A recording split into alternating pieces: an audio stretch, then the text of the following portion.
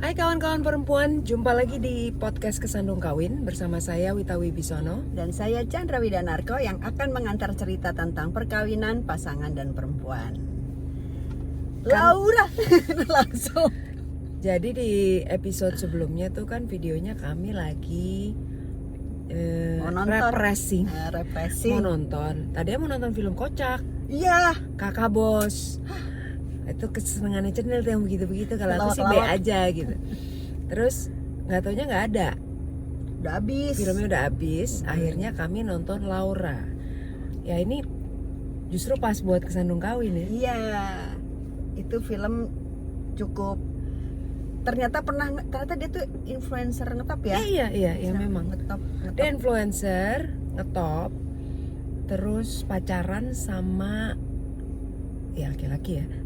Cuma ternyata mereka punya hubungan toxic relations. Nggak, ya jadi katanya begitu kan, ceritanya kan begitu menurut mereka. Menurut interpretasi film itu kita kan tetap nggak tahu ya itu yang terjadi apa. Betul. Pokoknya yang jelas yang diperlihatkan di film itu adalah si perempuan Laura ini begitu cintanya sama cowoknya dan dia nggak mau denger cerita dari teman-temannya yang bilang bahwa si cowok ini tukang morotin ya, kira-kira gitu ya. Pokoknya punya bad reputation lah itu cowok. Tapi ya namanya udah cinta, dia tutup kuping gitu, tutup mata, tutup telinga gitu. Karena kan memang pada saat orang udah cinta, dia akan ya udah punya gue, punya lo, punya gue gitu kan, ada gitunya gitu. Jadi kalau cinta yang banget ya. Dan si cewek ini memang tipe provider kelihatannya. Iya. Ya kan dia punya kecenderungan untuk ngebayarin, punya kecenderungan untuk ya udah gue aja gitu-gitulah. Karena dan ini Laura ini tuh juga sebetulnya pejuang. Jadi dia tuh kerja, jadi dia tuh jadi influencer.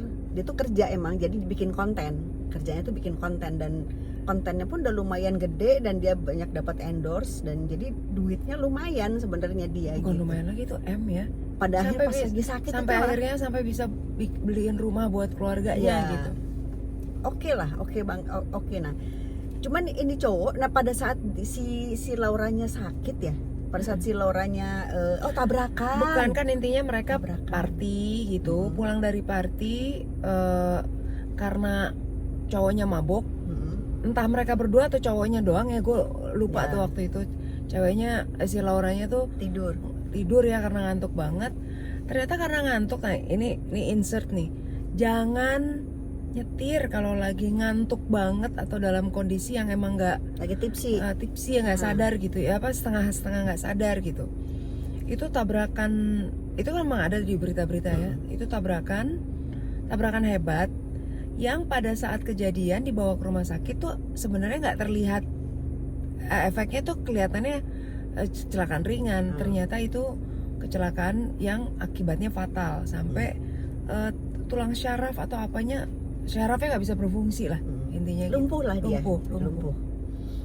Dia lumpuh, terus si semua jadi ngurusin dia, tapi si cowoknya kemudian kadang ada kadang enggak. Terus ya nggak semua orang memang tahan untuk ngadepin ngurusin orang sakit. Emang nggak semua orang tahan, itu bukan buat semua orang. Karena ini kita banyak juga dapat cerita, tentang pasangan-pasangan yang kemudian akhirnya berpisah karena harus menghadapi persoalan salah satu atau anak mereka sakit yang perlu penanganan intensif secara terus-menerus.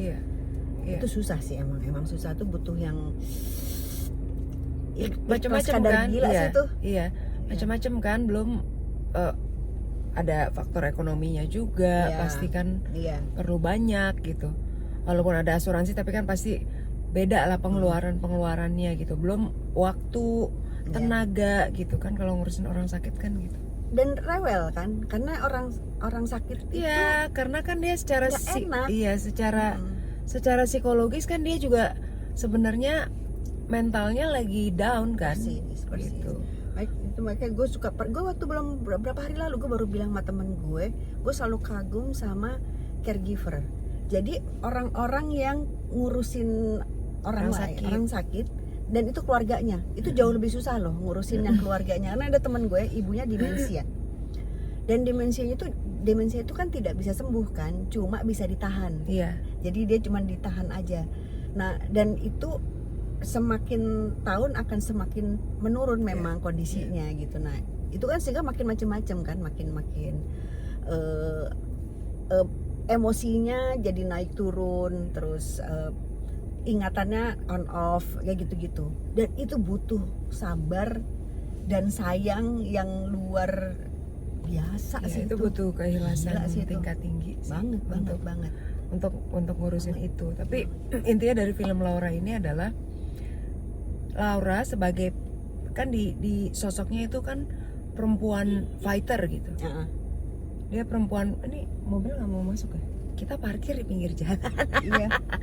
Tapi dia Enggak. kita nggak sih? Iya nggak. Oh enggak. Oke. Perempuan fighter yang kena musibah, kecelakaan, sakit, di kondisi dia di situasi yang dia lagi punya pacar, yang pacarnya secara karakter tuh teman-temannya aja udah nggak suka Ya. karena ya itu tadi dianggap toksik itu. Ya. Nah, Laura yang perempuan yang bucin ini jadi makin numpuk kan masalah-masalahnya kan gitu loh.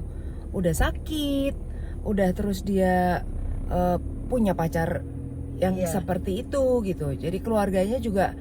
Nah, tapi yang menarik sebenarnya gue agak menarik dari film ini,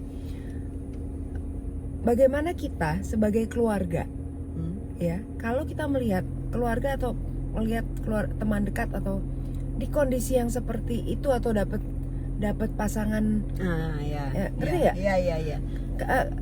nih gue nggak tahu ya, apakah sebaiknya tidak dibiarkan gitu loh. Ya, tapi iya. Enggak, tapi kan memang Iya. balik lagi kan, personality orang atau karakter orang kan Iya, memang beda-beda. iya. Kan ada orang tua yang langsung say no, keluar atau apa langsung tegas gitu. Ada orang tua yang emang nggak mau konflik, Iya. nggak mau, sehingga ya udah gimana anaknya. Kan ada orang tua Iya. juga yang begitu ya. Jadi ini bukan nyalahin ya, cuma maksudnya nggak ada yang benar, nggak ada yang salah di sini gitu. Tapi kita sebagai perempuan sadarlah pada saat kita Iya. cinta sama orang lain. Nah, tapi di kondisi yang tadi kita ngobrol soal kalau kita ada orang di sekitar kita yang ada di hubungan yang seperti itu, kita ingatkan kan gitu, baiknya gitu. Kayak ini contohnya buat yang belum nonton nih. Ada satu adegan yang gue ketawa. Dia bilang gini, gue mau besok, gue mau ke situ mau nengokin tapi nggak punya ongkos, kirimin GoPay dong. Jadi buat Dikirimin kan Gojeknya. dikirimin gitu. Nah jadi dan si Laura berulang kali bilang di dalam konteks di film itu ya, dia bolak-balik bilang bahwa gue cinta sama dia, gue perlu dia, dan gue siapa lagi orang yang mau cinta sama gue dalam kondisi gue kayak gini gitu. Nah padahal si cowok itu juga belum tentu ya cinta sama dia di kemudian waktu kemudian terbukti bahwa dia ternyata selingkuh dan lain-lain, karena nggak semua orang tahan. Cuman balik ke pertanyaan lo kan tadi, apakah kalau ada orang kayak orang yang dekat sama kita, entah anak, entah teman, entah adik, entah sahabat yang kita tahu persis bahwa itu adalah toksik dalam artian kita punya bukti ya, punya buktinya. Dan sebenarnya sih semakin kita tua ya, kita kan sudah bisa sensing kan sebenarnya, udah tahu kita modelnya gini ntar ujungnya gini lah, udah tahu. Apakah kita perlu ngomong apa enggak? Kalau menurut gue sih memang perlu ngomong, cuman kita nggak bisa memastikan bahwa dia akan dengerin kita. Dan itu udah nggak apa-apa, udah bukan urusan kita lagi gitu.